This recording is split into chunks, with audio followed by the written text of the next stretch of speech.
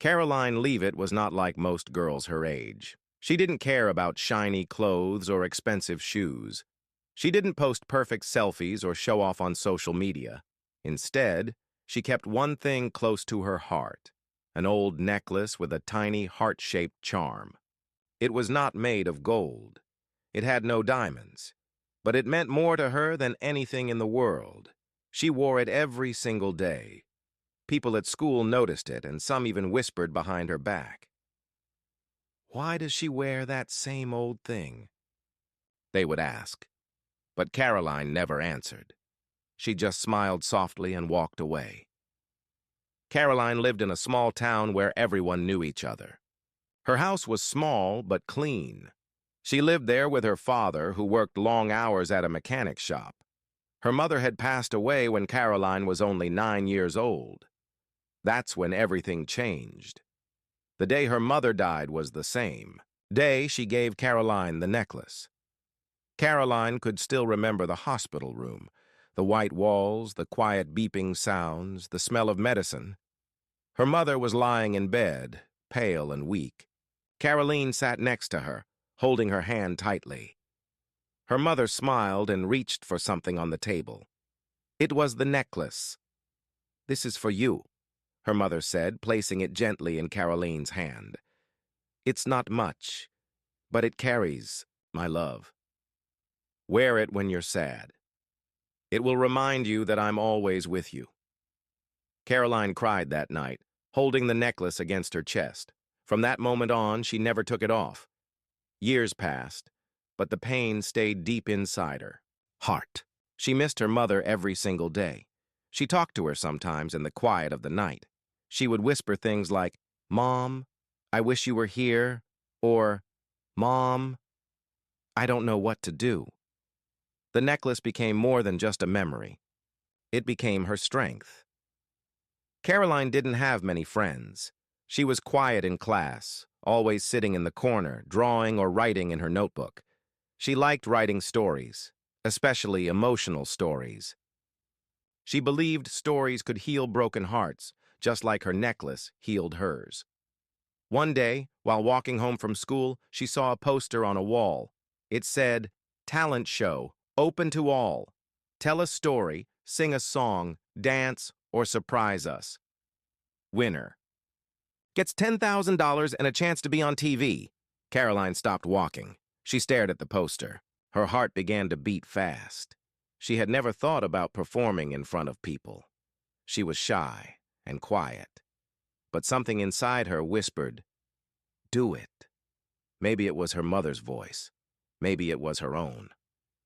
That night, she sat down at her desk and began to write. She didn't want to sing or dance. She wanted to tell a story, her story, a story about pain, love, loss, and hope, a story about a small necklace with a big meaning. She wrote for hours, then practiced every day in front of the mirror. She held the necklace in her hands as she spoke the words. Sometimes she cried while reading it out loud. Sometimes she smiled, but she kept going. When the day of the show arrived, Caroline felt like her legs were made of jelly. Her hands were shaking. She looked in the mirror and whispered, "You can do this." She wore a simple blue dress. No makeup, no fancy shoes, just her and the necklace. Her father drove her to the event. He looked at her and said, "I'm proud of you, Caroline. Your mom would be too." Caroline nodded. Her eyes filled with tears. She stepped out of the car and walked toward the building. It was big and bright, with a long red carpet and flashing lights. She had never seen anything like it. Inside, there were many people. Some were singing, some dancing, some wearing colorful clothes. Caroline felt small among them, like a quiet bird in a loud forest. She sat in the waiting room, holding the necklace. She closed her eyes and whispered, "Mom, stay with me." Her name was called. Next performer, Caroline Leavitt. She stood up, took a deep breath, and walked onto the stage. The lights were bright. The room was full. 3 judges sat in front of her. One of them smiled. Another looked serious. The third one, the most famous judge on the panel, didn't even look up from his phone. Caroline stepped to the microphone. She looked at the audience. Her heart was pounding. Then, slowly, she raised the necklace. "This necklace was given to me by my mother," she began. "It may look small and simple, but it carries a big story." The room grew quiet. "She gave it to me the day she left this world. She told me to wear it when I felt alone. I've worn it every day since, through sadness, fear, and even hope." As she spoke, her voice grew stronger. "This necklace reminds me that even when someone is gone, their love stays with us. It helped me find my voice. That's why I'm here today." She paused and smiled softly. "I may not sing or dance, but I can share something real, something from the heart." The crowd was silent, watching every word. Just then, the famous judge looked up. He stared at the necklace and laughed. It was a cold, sharp laugh. "That necklace looks like something from a toy store." A few people in the audience chuckled. Caroline froze. For a second, the world stopped. She looked down at the necklace. Her fingers closed around it. Her lips trembled. But then, slowly, she looked up. Her eyes were steady now, and her response would change everything. Caroline stood on the stage, her fingers wrapped tightly around the necklace. The lights above her were bright, almost blinding. The room was full of people, but for a moment, she felt completely alone. The words of the judge echoed in her mind. "That necklace? Looks like something from a toy store." His laugh had been sharp, loud, and cold. It cut through the silence like a knife. Some people in the audience had laughed with him, others just looked uncomfortable. Caroline's heart was pounding. Her throat felt dry. For a moment, she didn't know what to do. Should she walk off the stage? Should she cry? Should she yell? But instead, she took a slow breath, and she looked at the judge straight in the eyes. He was still smirking, his arms crossed, waiting for her to fall apart. But Caroline didn't. She took a step forward and raised the microphone again. "This necklace," she said softly, "might look simple to you. It may not shine like gold or sparkle like diamonds. But to me, it's everything." The room went quiet again. The smirk on the judge's face slowly faded. Caroline continued, her voice now steady. "I didn't come here to show you something expensive. I came to share a part of my soul. I came here to tell a story that matters, not just to me, but to anyone who has ever lost someone and still found the strength to stand." The audience leaned in closer. They weren't laughing now. Caroline looked at the other two judges. One of them, a woman with kind eyes, gave a small nod. The second, an older man, tapped his pen slowly against the table. He looked thoughtful. The famous judge sat back in his chair, no longer smiling. Caroline closed her eyes for a moment, then opened them again. "I'd like to tell you a story," she said, and she began. When Caroline was just 9 years old, her world changed forever. Her mother, who had always been full of energy and laughter, suddenly became sick. The days in the hospital felt like years. Caroline remembered sitting in that cold, white room, holding her mother's hand, wishing for time to stop. Her mother had been her best friend, her protector, her light. And then, one quiet morning, she was gone. But before she left, she gave Caroline one last gift. "She took off this necklace," Caroline said, holding it up gently, "and placed it in my hand. She said, 'When you feel alone, wear this. It will remind you of me. It will remind you to be strong.'" Caroline looked around the room. "I've worn it every day since." Backstage, a group of crew members stopped what they were doing. One woman with a headset whispered, "Who is she? She's amazing." In the audience, a mother pulled her child closer. A man wiped his eyes quietly. Caroline's voice filled the hall, not loud, but powerful. "There were many nights when I felt like I couldn't go on. I was bullied in school. People called me names. They made fun of my clothes, my quiet voice, even this necklace. She smiled softly. But every time I wanted to give up, I held this charm in my hand. And I remembered my mother's words. Be strong. One of the judges leaned forward in his seat. Caroline took a deep breath. So I didn't come here today to impress you with big things. I came to share something real. I came to speak for those who are quiet, for those who carry silent pain, for those who wear their hearts around their necks. The crowd began to clap slowly. Caroline bowed her head for a moment, then looked up.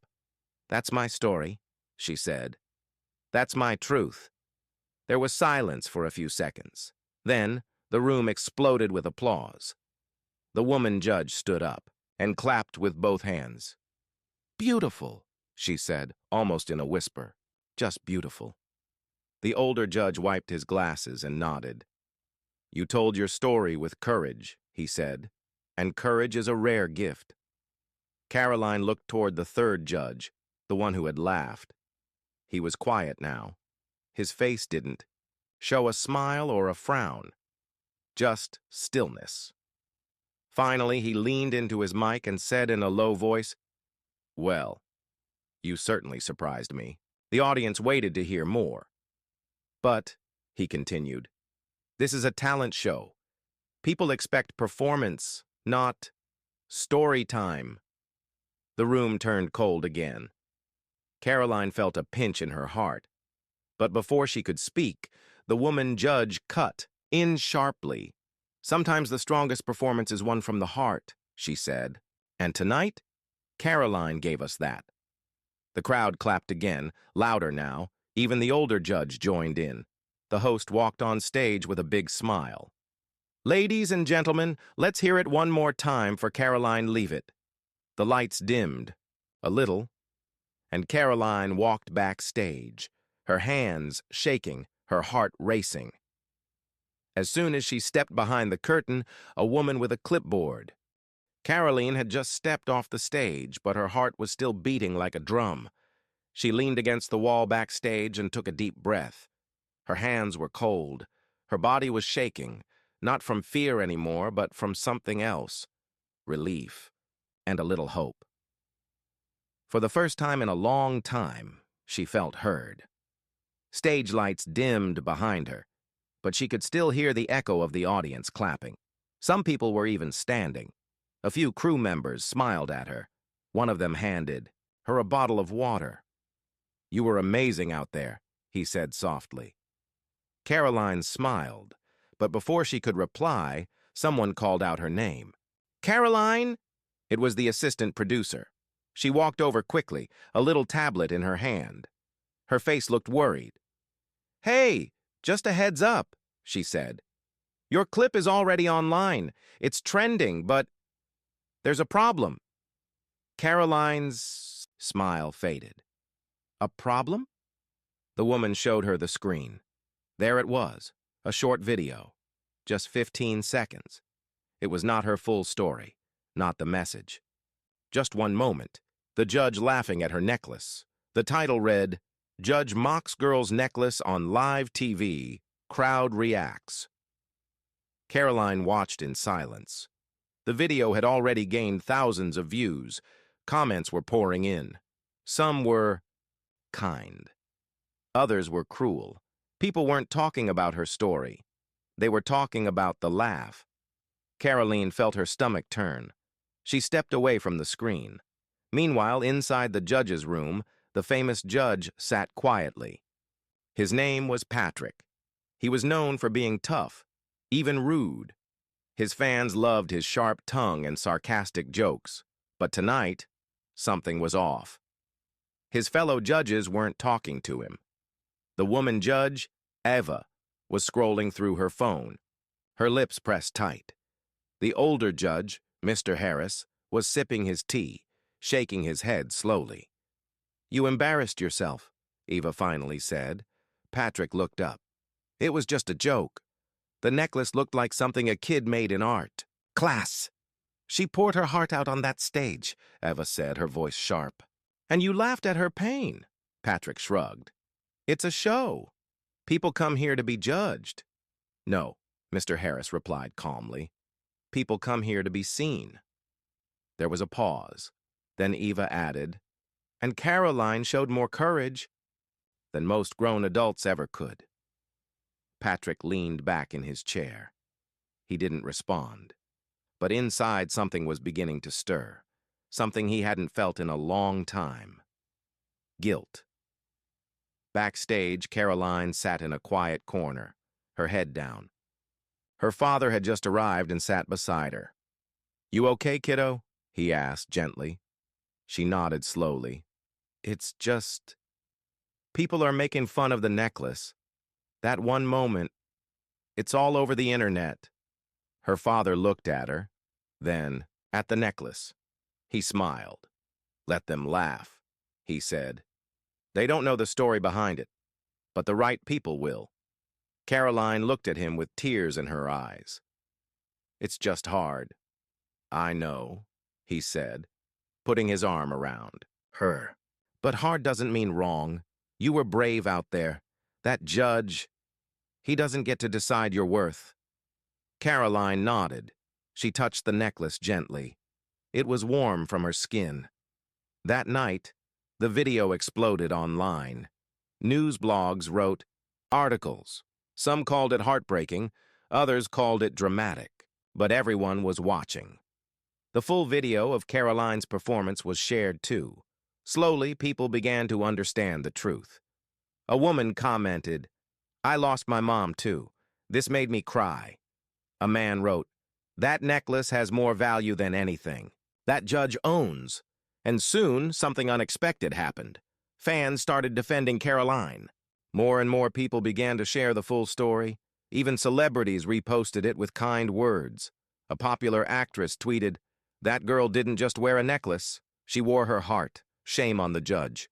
Bravo to Caroline." The noise was growing louder, not against Caroline, but against the judge. The next morning, Caroline woke up to find her inbox full. She had messages from strangers all over the world. People told her their stories. Some lost their parents, some wore something special every day like she did. She didn't feel alone anymore. Her father was reading the news on his phone. "You're on the front page," he said. Caroline laughed nervously. "For good reasons or bad?" "Mostly good," he replied. "But Patrick, he's under a lot of fire." Caroline looked down. "I didn't want to hurt anyone," she said. "I just wanted to be honest."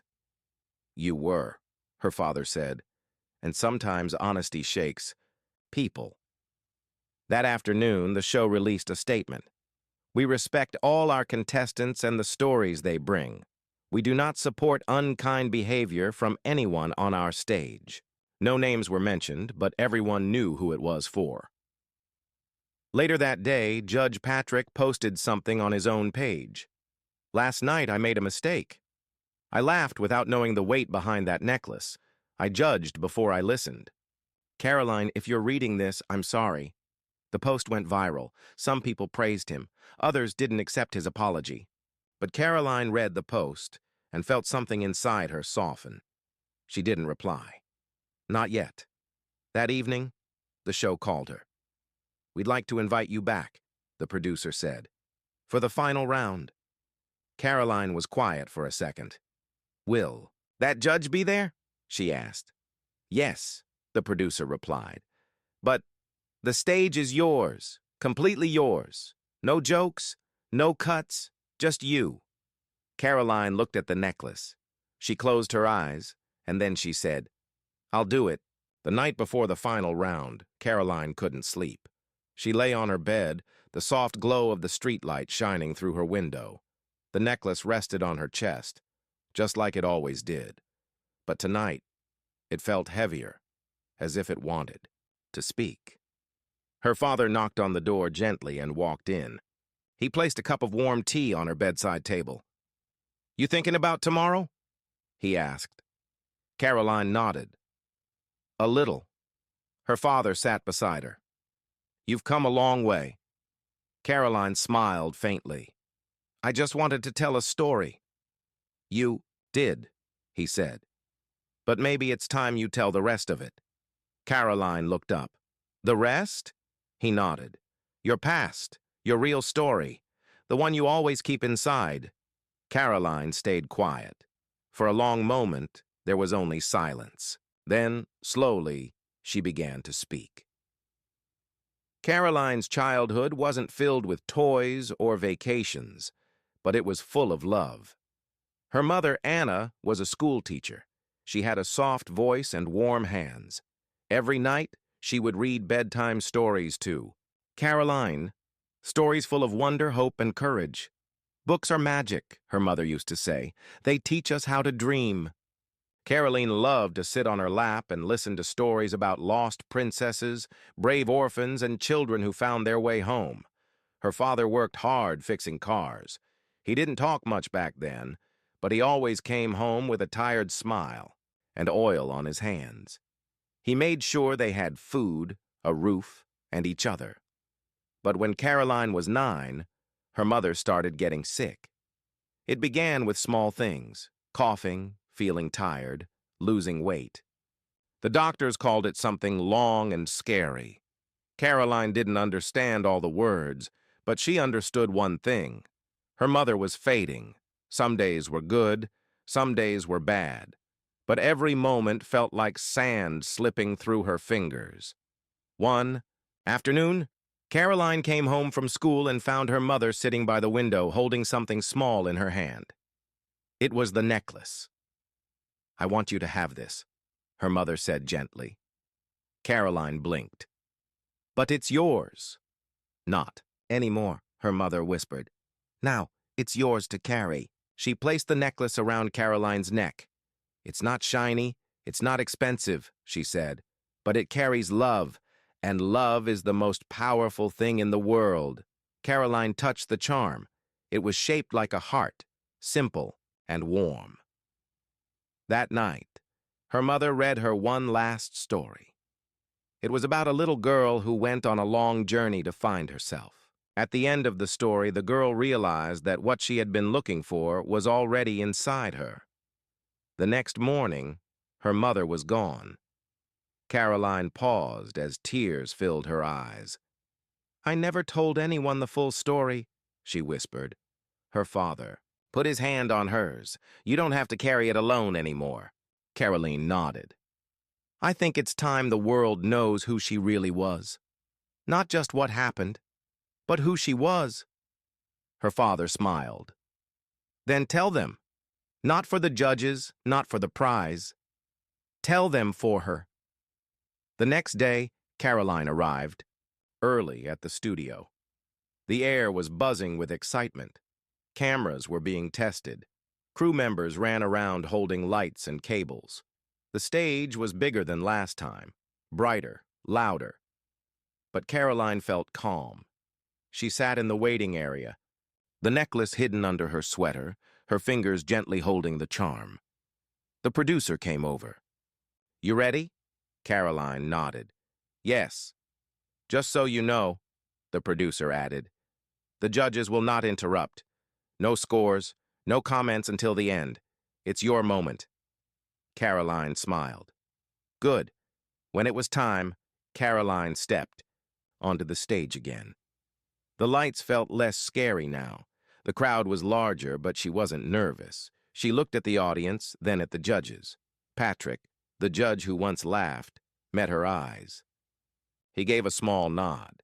Not proud, not dramatic, just quiet respect. Caroline stepped to the microphone. Last time I told you a piece of my story, she said. Tonight I want to tell you her story, my mother's. The crowd leaned in. Caroline's voice was soft, but strong. She wasn't famous. She didn't win awards or stand on stages. But she changed my life. She paused. She taught me to read. She taught me to imagine. And when she got sick, she taught me to be brave. The audience was silent. She gave me this necklace, Caroline said, holding it up. But what she really gave me was something invisible. Love that doesn't fade, strength that doesn't break, and a voice. Caroline looked around the room. You see, my story isn't about sadness. It's about love that lasts. The morning after Caroline's performance, the world felt different. She woke up to hundreds of messages on her phone. People from all over the country, and even other countries, were reaching out. Strangers were sharing their own stories, their pain, their healing, and their own necklaces. Her video had gone viral, but it wasn't just about the necklace anymore. It was about something deeper. Caroline didn't expect it. She had only wanted to tell her mother's story. But now, people were seeing themselves in her words. And then came the surprise. That afternoon, Caroline received a package in the mail. It had no return address, only her name written in neat handwriting. Inside was a small box. She opened it slowly. It was another necklace, but not like hers. This one was silver with a tiny charm shaped like a book. Attached was a note. For the girl who reminded us all that stories matter. P. Caroline stared at the note. Just one letter. P. She knew exactly who it was from.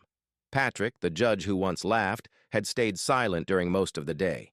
After the show, he hadn't spoken to any reporters. He had left quietly through the back door.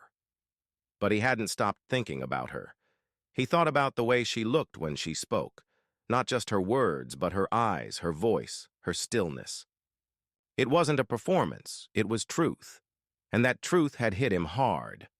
He remembered something he hadn't thought about in years, his own sister. Patrick's sister had died when they were teenagers. It was sudden, an accident on a rainy road. One minute she was there, the next, she wasn't. She had always worn a small bracelet with stars on it. He hadn't looked at that bracelet in years.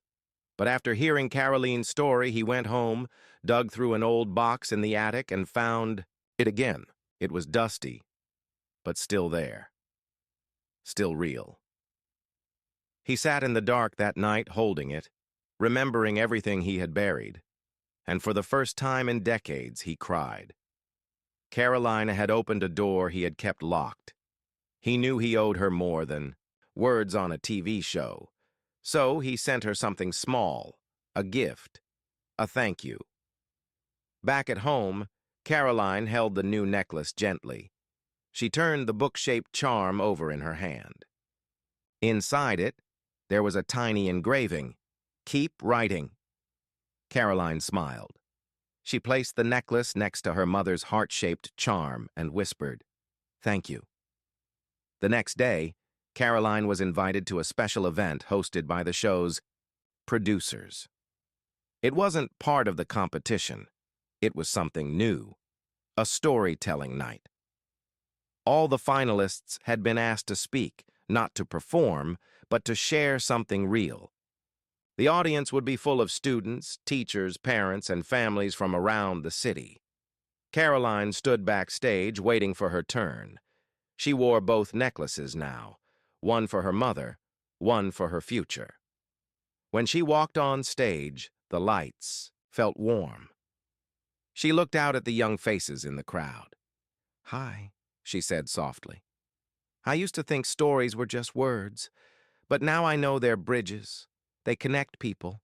They hold memories. They heal hearts." She smiled and took a breath. And sometimes stories come with gifts, not always ones you can touch. Sometimes the gift is being understood. Sometimes it's the courage to keep going. She paused and looked down at the necklaces. One gift came from my past. One came from someone I never expected. The crowd listened silently, and both helped me find my voice. There was quiet applause, not loud, not wild, but full of respect. After the event, people came up to her to say thank you. A little boy handed her a drawing he made of her, holding a glowing necklace. A woman said, "You reminded me of my daughter." Then someone else came over. Patrick. He stood quietly, his hands in his pockets. "I hope you got the package," he said. Caroline nodded. "I did." There was a pause. "I wasn't always this bitter," Patrick said softly. "But I lost someone, too. A long time ago." Caroline looked at him with kind eyes. "I'm sorry," he nodded. "Your story reminded me of things I forgot, things I locked away." Caroline didn't say anything. She just listened. "Thank you," he said finally. "For the story. And for the reminder." Then he turned to walk away, but Caroline called out, "Wait." He stopped. She reached into her bag and pulled out a small paper. "I wrote something," she said, "for people who've lost. I think it might help." Patrick took it carefully. He didn't open it then, but his eyes were soft. "Keep writing," he said, echoing his own words. Caroline smiled. "I will." Later that night, Caroline sat by her window with a pen and notebook. The sky outside was dark, the stars beginning to show. She wrote, "The real gift is not the necklace. It's what it carries. Memory, love, and the strength to speak, even when your voice shakes." She closed the notebook and held both necklaces in her hand. One for the past, one for what's still to come, and both a gift. Days passed since the storytelling night. Caroline's life had changed in quiet but powerful ways. She wasn't just a girl with a necklace anymore. She had become a voice for thousands. People still sent letters, emails, and gifts. Some shared photos of their loved ones. Others simply wrote, "Thank you for speaking what I couldn't say." Caroline read every message, but something else had arrived now. Something bigger. It was an envelope. Her father found it first and handed it to her carefully. The seal was golden, and the words on the front made her hands shake. "You have been selected for a full scholarship to the National Academy of Story Arts." Caroline blinked.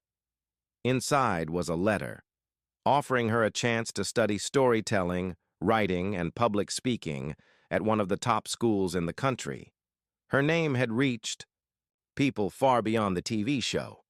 The Academy had watched her performance. They had heard her speak, and they believed in her.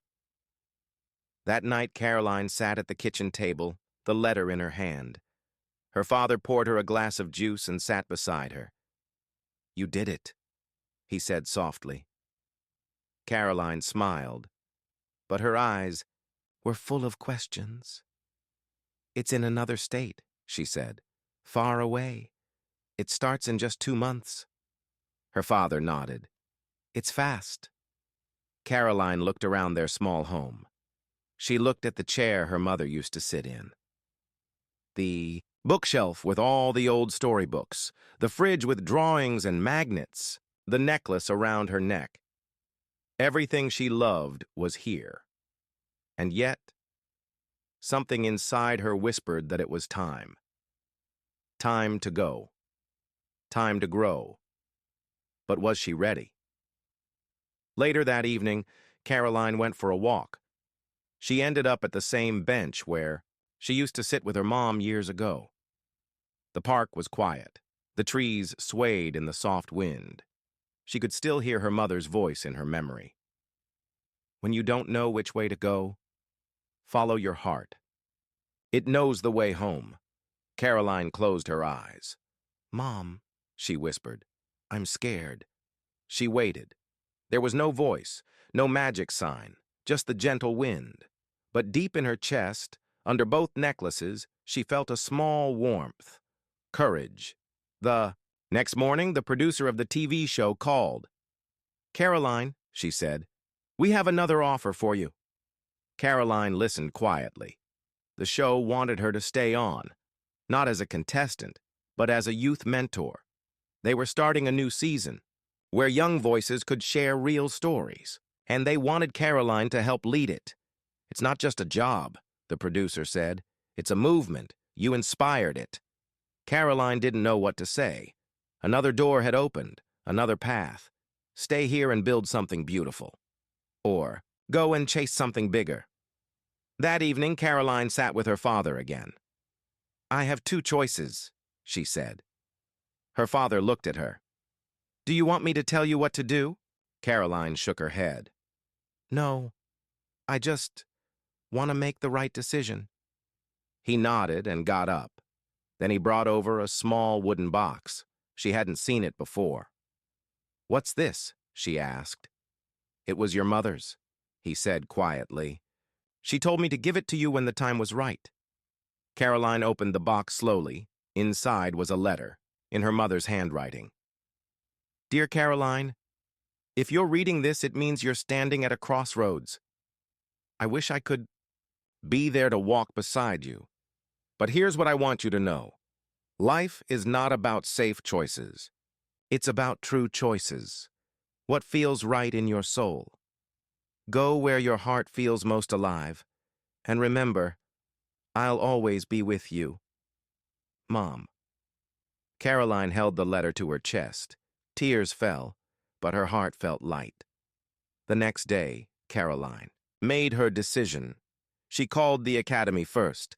"I'd like to accept the scholarship," she said, her voice calm. Then she called the show's producer. "I want to help," she said, "but only for this summer. After that, I'll leave for school." There was a pause. Then the producer said, "That's perfect. Let's make the most of this time." In the weeks that followed, Caroline became more than just a speaker. She became a mentor. She sat with young kids who were scared to speak. She listened to teenagers who had never shared their pain. She helped them find words for their feelings. She told them, it's okay to cry, it's okay to be scared, but don't stay silent. Every time a young person shared their truth, Caroline felt her mother's spirit near. And on her last day before leaving for the academy, the show hosted one final event, a farewell night. Caroline stood on stage one more time. She looked around at the faces. So many new voices had been born here. So many hearts had been heard. She smiled. "This isn't goodbye," she said. "It's a beginning. For all of us." And with that, she stepped down from the stage and into her new life. As the train pulled away the next morning, her father stood waving at the station. Caroline sat by the window, holding both necklaces in her hand. One from the past, one for the future, and a decision that would lead her to become exactly who she was always meant to be. A full year passed. Caroline had spent her days at the National Academy of Story Arts, learning from the best. She studied how to shape words like music, how to tell a truth so deep it could change a room. She wrote every day, even when she felt tired. She stood on new stages in new cities and told stories of pain, hope, and courage. But even with all the applause and lights, her heart still belonged to home. And now, she was finally going back. The train pulled into the station slowly. Caroline looked out the window and smiled. There he was, her father. He stood exactly where he had last waved goodbye. But this time he held a small sign that read, "Welcome home, storyteller." Caroline stepped off the train and he pulled her into a tight hug. "You've changed," he said, looking at her with proud eyes. Caroline laughed. "I feel the same, just braver." Back at home, everything was just as she remembered. The soft creak of the door, the old couch, the bookshelf full of stories, and the small wooden box that held her mother's letter. But something was different, too. Caroline was no longer just a girl with a story. She was a woman with a mission. The next day, Caroline walked back to the TV studio. She hadn't been there in months. The doors opened, and the same producer greeted her with a wide smile. "You came back." Caroline nodded. "I had to." The studio had changed too. Now it was filled with photos of young storytellers, smiling, crying, standing tall with microphones in hand. "I want to do more," Caroline said. "Not just one summer. I want to build something that lasts." The producer tilted her head. "Like what?" Caroline took a breath. "A program, a real one, for schools. For kids who don't know how to use their voice yet. We'll call it The Voice Within." There was a pause. Then the producer smiled. "Let's do it." Within weeks, Caroline's idea became real. She visited schools in small towns and big cities. She sat on classroom floors, listened to quiet kids who had never spoken in front of others. She taught them how to write, how to feel safe in their own voice. She told them, "Your story is your power. No one else can tell it like you can." News spread fast. Articles were written. Interviews were aired. People called her the girl who changed the stage. But Caroline didn't care about fame. She cared about that one child who looked down in fear, then finally looked up with courage. Then, one day, Caroline got a phone call that stopped everything. It was from a woman who had once judged her silently and now wanted her help. Patrick's sister. Not his lost sister, the younger one he had never spoken about on the show. Her voice trembled on the phone. "I saw what you did for him," she said. "He never talked about our family. But after he met you, he started healing. I just wanted to say thank you." Caroline sat still. "Would you maybe come speak at our community center?" the woman asked. "We have a lot of kids who need to hear what you share." Caroline said yes. A week later, Caroline stood in a small room in a quiet part of town. The walls were plain, the chairs were plastic. But the room was full. Children, teenagers, and even adults filled the space, waiting to hear her speak. Caroline stepped up. She didn't bring a script. She just wore both necklaces, one from her mother, one from Patrick, and placed her hand gently on her heart. "Before I say anything," she began, "I want to ask you something." The room went quiet. "What is one thing you've never said out loud, but wish someone knew?" There was silence. Then, one by one, voices began to rise. "I miss my dad. I feel invisible at school. My mom works 2 jobs. I just want her to rest." Caroline listened to each one, not judging, not interrupting, just being there. After the session, a boy walked up to her. He was around 13, with nervous hands and bright eyes. He held out a necklace.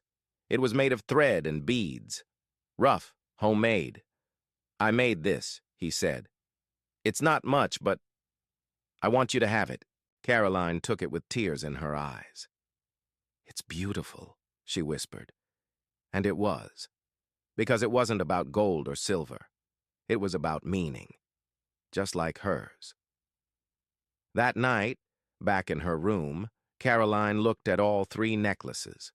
One from her mother, her past, one from Patrick, a gift of healing, and one from a young boy, a sign of the future she was building. She realized something. Her story had returned home, but not to end, to begin again. The next morning, she opened her journal and wrote, "Coming home doesn't mean going back. It means bringing everything you've learned to the place where it all began, and using it to build something better." Caroline closed the book, stood up, and got ready, because tomorrow another school was waiting, another heart was listening, and another quiet voice would rise. Months passed. Caroline's program, The Voice Within, had reached over 100 schools. She had helped hundreds of children speak their truth, some for the first time. Her message had traveled through classrooms, TV screens, and hearts. But now, something big was happening again. The original show, the one where it all started, was ending. After years of stories, performances, and powerful voices, the producers had decided it was time to close the curtain. They wanted to say goodbye with one final live episode, and they had only one person in mind to host it: Caroline. When she first got the call, she froze. "Me?" she asked, surprised. "Yes, you," the producer replied. "You're the heart of this show. You didn't just win hearts, you changed them." Caroline took a deep breath. She looked at the necklaces hanging by her mirror. Her mother's heart, Patrick's gift, the boy's handmade beads. She nodded slowly. "I'll do it." The night of the final show arrived. The theater was full. Not just with fans and past contestants, but with students from her program, teachers, parents, and community members. Behind the curtain, Caroline stood alone, listening to the buzz of the crowd. This time she wasn't nervous. This stage wasn't just a place anymore. It was her home. The lights dimmed, music faded, the curtain rose, and Caroline walked out with calm steps and clear eyes. She wore a simple dress, her 3 necklaces shining softly around her neck. She smiled. "Good evening," she said. "1 year ago, I stood here with a story and a necklace. And a man laughed." The crowd fell silent. Caroline continued. "But I didn't stop, because my story wasn't just mine, it was my mother's. And now it's yours too." The final show didn't have competition. It had stories. One by one, former contestants came back to share how the show had changed their lives. A girl who once couldn't speak above a whisper was now a spoken word artist. A boy who came from a broken home had started a poetry club for kids just like him. A teacher who had once watched from the audience now helped kids write stories every week. And Patrick? He sent in a message from a small town where he had opened a center for grief counseling. His words were simple. "Her story helped me remember mine." And that changed everything. Then came the final moment. Caroline stood center stage. The lights dimmed to one spotlight. She held a small notebook in her hands. "I want to end tonight with one last story," she said. "Not about me, about all of us." She read, "Once there was a girl who thought her voice was small. She wore a necklace with a secret, and when she finally spoke, the world didn't just hear her. The world felt her. She looked up. That girl was me. And maybe that girl is you." The audience stood in silence. No clapping yet, just stillness. Then slowly, one person clapped, then another, then the whole room. But it wasn't loud or wild. It was steady, warm, full of meaning. After the show ended, people came to the stage to hug her, to thank her, to share how she had helped them. One child said, "Because of you, I told my story at school." Another whispered, "I'm not scared anymore." A teacher pressed her hand and said, "You've done more than any award show ever could." Caroline felt her heart so full it might burst, but not with pride, with peace. Late that night, she stood on the empty stage alone. The lights were off now, but the energy was still there. She walked to the edge of the stage and sat down, her feet swinging softly. She took off the microphone, and she spoke into the quiet room. "Thank you, Mom," she whispered. "Thank you for giving me the story. Thank you for teaching me that even pain can become a gift." Then she looked at the necklace in her hand and said, "The show is over, but the story is just beginning." The next morning, Caroline got up early. No cameras, no lights, just a notebook, a pen, and her favorite tea. She sat by the window, opened a new page, and wrote, "This is not the end. This is the chapter where I become the author, where I help others write their first line, and where stories don't need a stage, just a heart willing to listen."